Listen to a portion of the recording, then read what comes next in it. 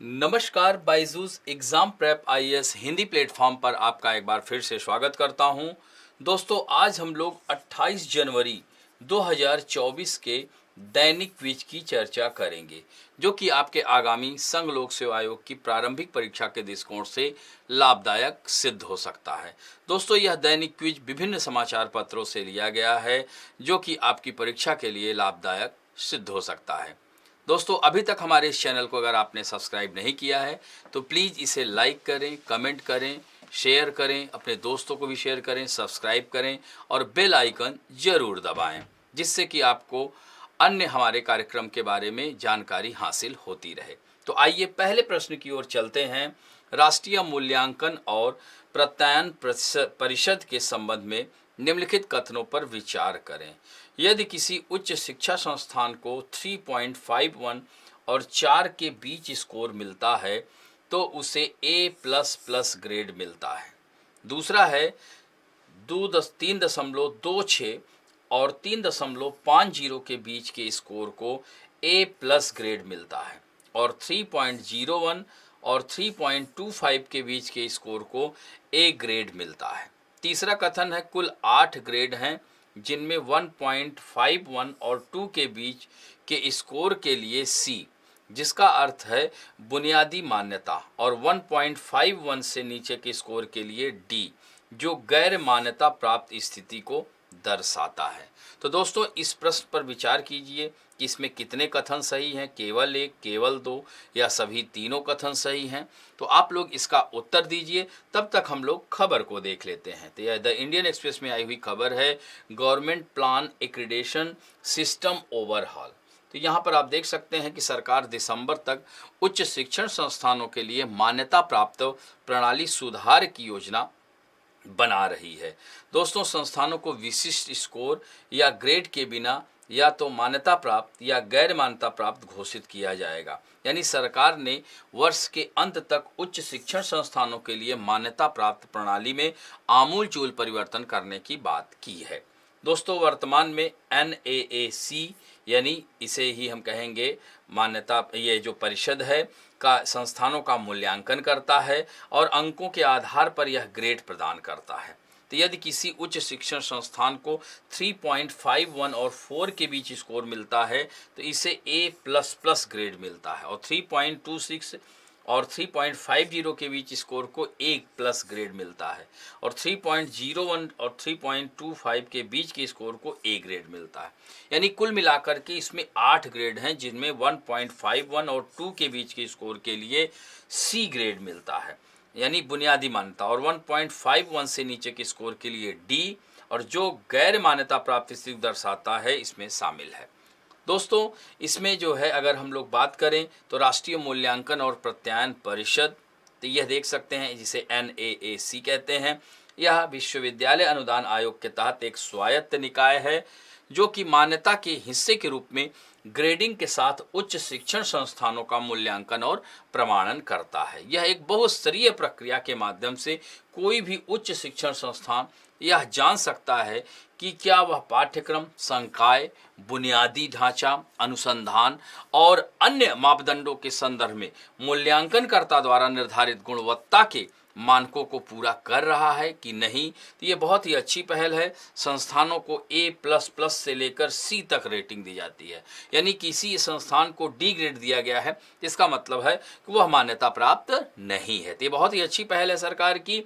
तो आशा करता हूं कि आप लोग इसका उत्तर दे चुके होंगे। तो हाँ, इसमें तीनों कथन सही हैं, पहला, दूसरा और तीसरा, अतः उत्तर इसका C हो जाता है। अब बढ़ते हैं दूसरे महत्वपूर्ण प्रश्न की ओर, जो कि इसरो के POEM यानी PSLV ऑर्बिटल एक्सपेरिमेंटल मॉड्यूल के संबंध में कथनों पर विचार करना है। तो यहाँ पर दिया है POEM, इसका मतलब क्या हुआ, PSLV ऑर्बिटल एक्सपेरिमेंटल मॉड्यूल एक ऐसा मंच है जो इसरो के work horse rocket, polar satellite launch vehicle के अंतिम और अन्यथा छोड़े गए चरण का उपयोग करके कक्षा में प्रयोग करने में मदद करेगा। दूसरा है POEM अपनी शक्ति PS4 टैंक के चारों ओर लगे सौर पैनलों और ली आयन बैटरी यानी लिथियम आयन बैटरी से जो है, लिथियम आयन बैटरी, इसको LI लिख लीजिएगा, लिथियम आयन बैटरी से प्राप्त करता है। तो PSLV एक 4 चरणों वाला रॉकेट है, जहां पहले 3 चरण वापस समुद्र में गिर जाते हैं और अंतिम चरण TS4 उपग्रह को कक्षा में लॉन्च करने के बाद अंतरिक्ष मलबा या कबाड़ के रूप में समाप्त हो जाता है। तो इनमें से कितने कथन सही हैं, आप लोग इसका उत्तर दें। इससे संबंधित आइए खबर देख लेते हैं। द इंडियन एक्सप्रेस में आई हुई खबर है कि इसरो के अंतरिक्ष मंच POEM-3 ने पृथ्वी पर फिर से प्रवेश करने के लिए निर्धारित सभी पेलोड उद्देश्यों को प्राप्त कर लिया। और इसरो ने कहा है कि POEM-3 ने विक्रम साराभाई अंतरिक्ष केंद्र, भौतिक अनुसंधान प्रयोगशाला, शिक्षा और अंतरिक्ष स्टार्टअप से 9 पेलोड के साथ उड़ान भरी थी। और इसरो के POEM-3 ने सभी पेलोड उद्देश्य को सफलतापूर्वक हासिल किया है। और दोस्तों, PSLV C-58 अंतरिक्ष में शून्य मलबा छोड़ेगा और यह कक्षा में 25वें दिन तक POEM-3 ने 400 परिक्रमाएं पूरी कर ली है। जैसा कि आप लोगों ने देखा होगा कि नए वर्ष पर पहले ही दिन इसरो ने फिर से एक नई इबारत लिखी थी। तो इस अवधि के दौरान प्रत्येक पेलोड को योजना के अनुसार परिचालन में लाया गया और प्रदर्शन किया गया। और जो है, तो यहाँ पर आप देख सकते हैं, इसका उत्तर आप लोग दे चुके होंगे। इसमें भी तीनों कथन सही हैं, पहला, दूसरा और तीसरा, यानी सभी तीनों होगा, अतः इसका उत्तर C होगा। अब बढ़ते हैं तीसरे महत्वपूर्ण प्रश्न की ओर। अपने अपने देशों के साथ मंगल ग्रह पर, दोस्तों मंगल ग्रह अगर हम लोग सोलर सिस्टम में बात करें तो बुध है, शुक्र है, पृथ्वी है, मंगल है, बृहस्पति है, शनि है, अरुण, वरुण, 8 ग्रह हैं। तो मंगल ग्रह पर तो यहाँ पर देख रहे हैं कि दिया गया है Mauvin UK, psyche USA, mariner 4 USSR, Nozomi चीन। तो इनमें से कितने कथन सही हैं? दोस्तों आइए खबर को देख लेते हैं, आप लोग इसका उत्तर तब तक दीजिए। तो शुक्रवार को एक प्रकाशित अध्ययन में नासा के रोवर परसिवरेंस ने पानी द्वारा जमा की गई प्राचीन झील तलछट के अस्तित्व की पुष्टि करने वाले डेटा एकत्र किए हैं। दोस्तों यह राइटर में आया हुआ है, अन्य समाचार पत्रों में भी आया है, जो कभी मंगल ग्रह पर जेरेजो क्रेटर नामक एक विशाल बेसिन को भरते थे। तो रोबोटिक रोवर द्वारा किए गए ग्राउंड पेनिट्रेटिंग रडार अवलोकनों के निष्कर्ष पिछले कक्षीय इमेजरी और अन्य डेटा की पुष्टि करते हैं। और दोस्तों यह बता दें आपको कि मंगल के एक हिस्से के एक बार पानी से ढके हुए थे और वहां माइक्रोबियल जीवन हो सकता है। तो दोस्तों यह लॉस एंजल्स के कैलिफोर्निया विश्वविद्यालय और ओस्लो विश्वविद्यालय की टीमों के नेतृत्व ने यह अध्ययन कर बताया है। ये देख सकते हैं परसिवरेंस मार्स रोवर इन 2021, ये देख रहे हैं, फोटो खींची गई है। अब यहाँ पर महत्वपूर्ण हो जाता है नोजोमी। तो यह जापान का पहला अंतर्ग्रही अंतरिक्ष यान था और यह संयुक्त राज्य अमेरिका या सोवियत संघ के अलावा किसी अन्य देश द्वारा लाल ग्रह पर भेजा गया, यानी मार्स पर भेजा गया पहला मिशन भी था। हालांकि यह असमर्थ रहा है पूरी तरह से, लेकिन अंतरिक्ष यान ने गहरे अंतरिक्ष पर्यावरण के बारे में महत्वपूर्ण जानकारी हासिल की थी। साइकी की बात करें तो यह मैंने बताया आपको बुध, शुक्र, पृथ्वी, मंगल, बृहस्पति, तो इसके बीच में यह जो है मंगल और बृहस्पति के बीच में मुख्य क्षुद्र ग्रह यहाँ पर पाए जाते हैं ना। क्षुद्र ग्रह में के स्थित इसी नाम के धातु समृद्ध क्षुद्र ग्रह का अध्ययन करने के लिए यह नासा का एक मिशन है। और नासा किसका है? यूनाइटेड स्टेट ऑफ अमेरिका में है। तो इस तरह से साइकी क्या है? USA। तो यह जो है अब मैरिनर 4 यह प्रारंभिक अमेरिकी अंतरिक्ष कार्यक्रम है। यह मैरिनर 4 मिशन ने मंगल की यात्रा 1965 में ही कर दी थी और तस्वीरें भेजी थी। और माविन जो है ये भी USA के ही द्वारा 2013 में एटलस 5 रॉकेट के ऊपर कैनेडी स्पेस सेंटर से लॉन्च किया गया था। तो अब आप लोगों को इसका उत्तर मिल चुका होगा और आप दे भी चुके होंगे। तो इसमें केवल यानी कोई एक कथन सही है, वो भी कौन सा? साइकी। ये गलत है, ये अमेरिका का ही है, ये भी अमेरिका का है, ये जापान का है, ध्यान रखेंगे। अतः उत्तर A होगा।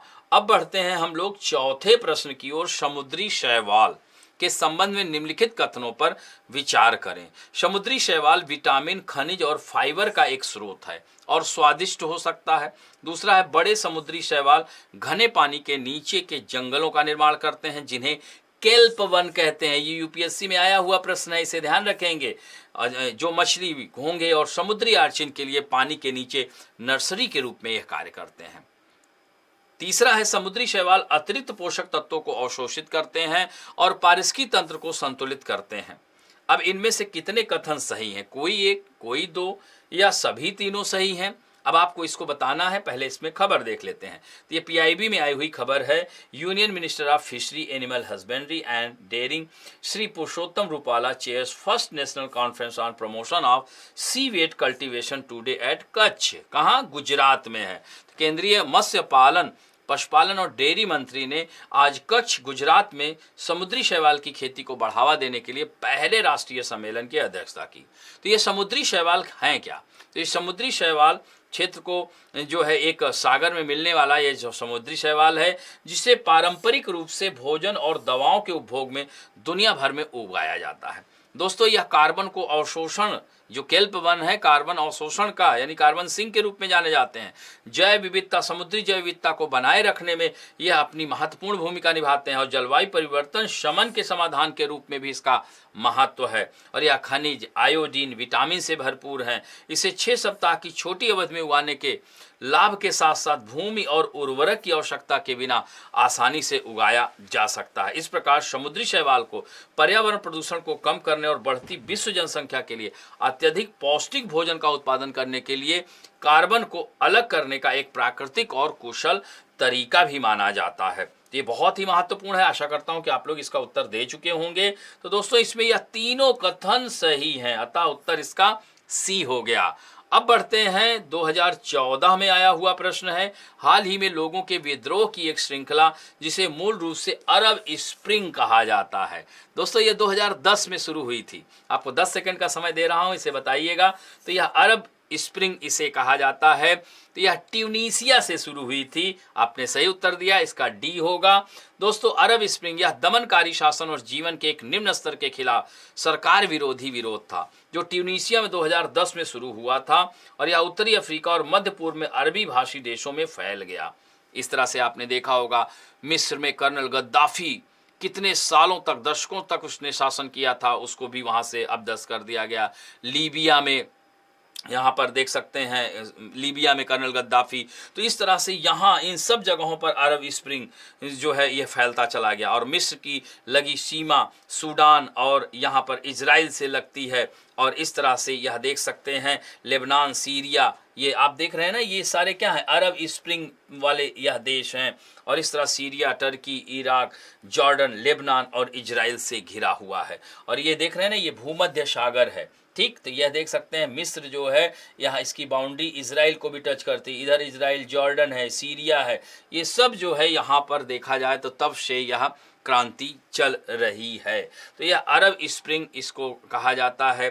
जैस्मिन रिवॉल्यूशन भी यहाँ पर शुरू हुआ था। तो इस तरह से यह महत्वपूर्ण है। अब बढ़ते हैं हम लोग आज के तथ्य में, विश्व व्यापार संगठन विवाद निपटान तंत्र। तो दोस्तों, यह जो है WTO का एक प्रमुख उद्देश्य, यानी WTO का मतलब क्या हुआ? विश्व व्यापार संगठन। तो यह न्यायालय के रूप में कार्य करके अपने सदस्यों के बीच शिकायतों का समाधान करता है, यानी निपटान तंत्र है। 1995 में स्थापित अपीलीय निकाय 4 साल की सीमित अवधि वाली 7 सदस्यों की एक स्थायी समिति है, जो WTO सदस्यों द्वारा लाए गए व्यापार संबंधी विवादों में पारित निर्णयों के खिलाफ अपील की अध्यक्षता करती है। विवाद तब उत्पन्न होते हैं जब कोई सदस्य देश देखता है कि कोई अन्य सदस्य सरकार WTO में की गई प्रतिबद्धता या व्यापार समझौते का उल्लंघन करती है। तो ऐसे में विश्व व्यापार संगठन विवाद निपटान तंत्र महत्वपूर्ण भूमिका निभाता है।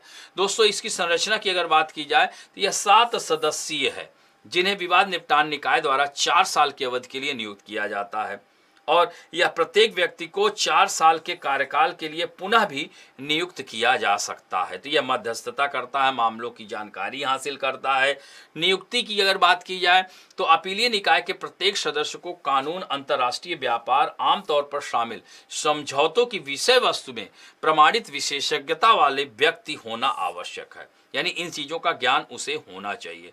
उन्हें किसी भी सरकार से असंबद्ध होना, यानी किसी भी सरकार से वह संबद्ध ना हो। मोटे तौर पर WTO की सदस्यता का प्रतिनिधित्व होना आवश्यक है और सदस्य के बीच एक अध्यक्ष को 1 वर्ष के कार्यकाल के लिए चुना जाता है, जिसे 1 वर्ष की अतिरिक्त अवधि के लिए भी बढ़ाया जा सकता है और वह अपीलीय निकाय व्यवसाय की समग्र दिशा के लिए जिम्मेदार है और प्रत्येक अपील को सुनने के लिए 3 सदस्यों का एक प्रभाग चुना जाता है और प्रत्येक प्रभाग एक पीठासीन सदस्य का चुनाव करता है। और दोस्तों, न्यायाधीशों की नियुक्ति पर रोक 2017 में इनका कार्यकाल समाप्त होने के बाद संयुक्त राज्य अमेरिका ने न्यायाधीशों की पुनर्नियुक्ति प्रक्रिया रोक दी थी। तो दिसंबर 2019 में अदालत में न्यायाधीशों की संख्या 3 से नीचे कर दी गई, यानी न्यूनतम आवश्यक। उसका मानना है कि WTO इसके प्रति पक्षपाती है और उसने इसे अनुचित बताकर इसकी आलोचना की है। यानी किसी अपील की अध्यक्षता करने के लिए कम से कम 3 लोगों की आवश्यकता होती है। यदि 2 सेवानिवृत्त सदस्यों के स्थान पर नए सदस्यों को अगर नियुक्त नहीं किया जाता है तो यह निकाय प्रासंगिक नहीं रहेगा। तो इसका काफ़ी विरोध हो रहा है। तो और इसके बारे में कहा जा रहा है कि निर्णय लेने में बहुत कम कुशल है। 1995 में इसके गठन के बाद से 600 से अधिक मामले इस निकाय तक पहुंचे हैं और लगभग 350 में फैसले जारी किए गए। तो इसने यह भी आरोप लगाया है कि AB 90 दिन की समय सीमा के भीतर फैसले जारी करने में विफल रहा है। तो दोस्तों, यह निपटान तंत्र, इसमें कमियां हैं, इसमें नियुक्ति पर रोक लगा दी है, इसीलिए यह चर्चा में था। तो इसे याद रखेंगे, इसकी संरचना, इसकी नियुक्ति, ये बहुत ही महत्वपूर्ण है। तो आशा करता हूं कि आज का वीडियो आप लोगों को अच्छा लगा होगा। तो आपके लिए आज के लिए होमवर्क है, होमवर्क ध्यान रखेंगे। तो यह जो है अरब स्प्रिंग के अंतर्गत कौन कौन से देश आते हैं और अरब स्प्रिंग की शुरुआत किस देश से शुरू हुई थी, और दूसरा महत्वपूर्ण प्रश्न यह है कि समुद्री शैवाल क्या होते हैं, इनकी क्या विशेषता, इनका क्या महत्व है। तो इस तरह से आशा करता हूं कि आज का वीडियो आप लोगों को अच्छा लगेगा और अच्छा लगे तो प्लीज़ लाइक, शेयर, सब्सक्राइब और इन प्रश्नों के उत्तर जरूर दें। धन्यवाद।